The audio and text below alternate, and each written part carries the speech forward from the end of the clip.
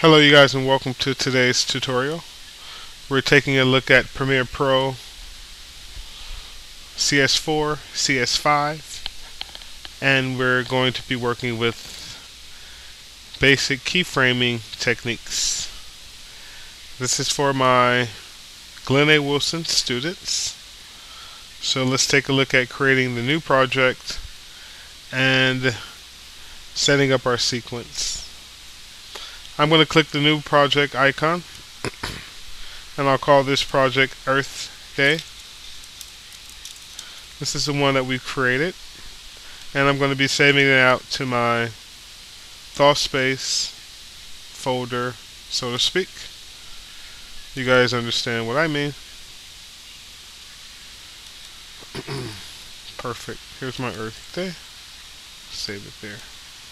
I'm going to call this _1. Click OK. And then I want to set up my sequence.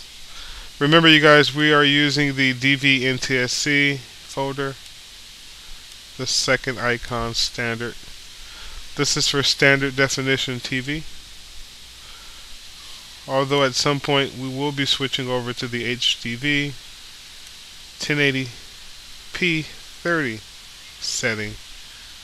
But for now, make sure you're set to DVNTSC, the second option.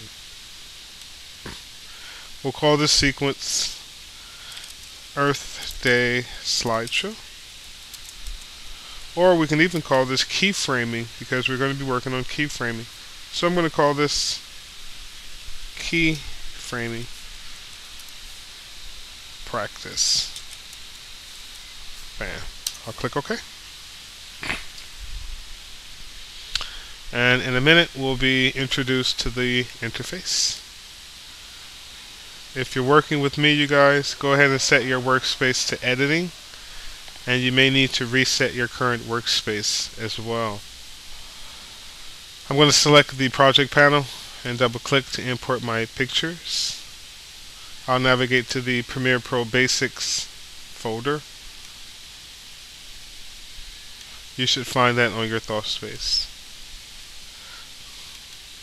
I'm going to double click the Earth Day pictures, and then you should see that the import folder button becomes active. Go ahead and click it to import the entire pictures into one folder. Perfect. I'm going to select the first 5 images by clicking what's called a marquee around the images. Look at that, they're not populated correctly. So I'm going to click the arrow once and then twice to make sure these come into numerical order. You guys may have to do that as well. I'll click and drag to select the first 5 images. Then I'll drag and drop them to my timeline. Boom. Looks like there's something going on with my window. I'm going to go ahead and choose Fit to fit those into view. Excellent. Great time to save. And then remember the plus key to zoom in, minus key, and backslash to fit on screen. Perfect. We're going to be taking a look at keyframing opacity, having the clip fade in. So I'll select the clip. I'll go to the effects controls and expand opacity. At the beginning, I'm going to click the keyframe to add a keyframe. I'll set the opacity to 0. I'll move my playhead in time with the CTI.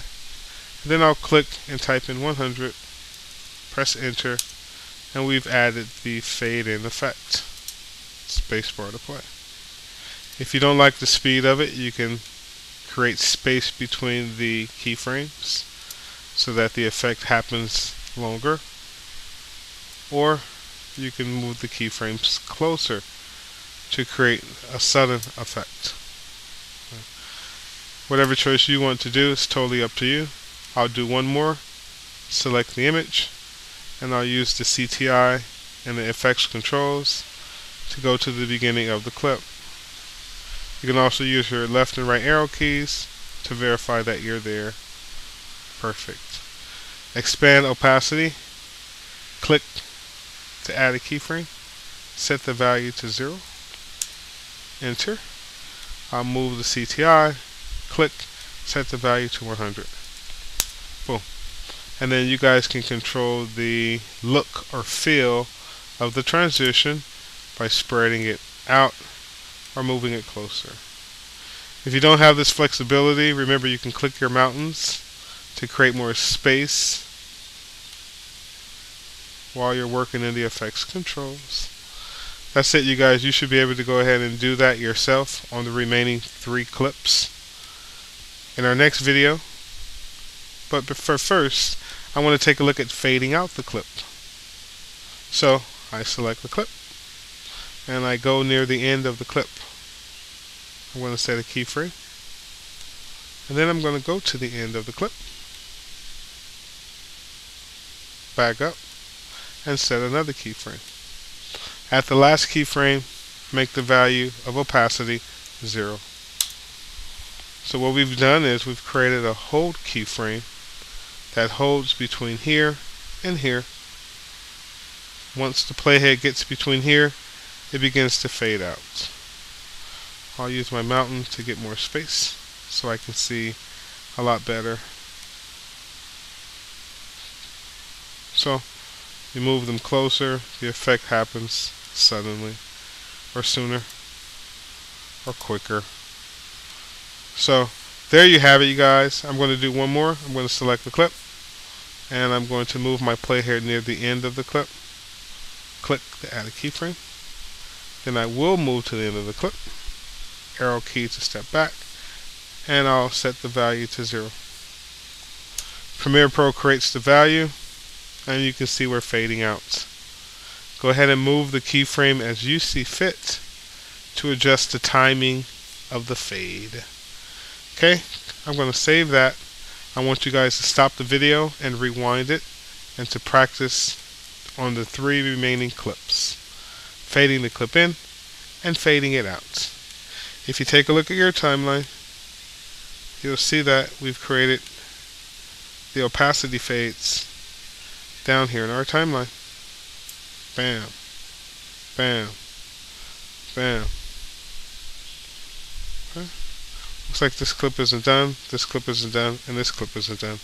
So the first 2 clips are done, and you can see the opacity keyframes that have been created. You can also move these keyframes and adjust them, but for now we'll work in the effects controls. Thanks for watching.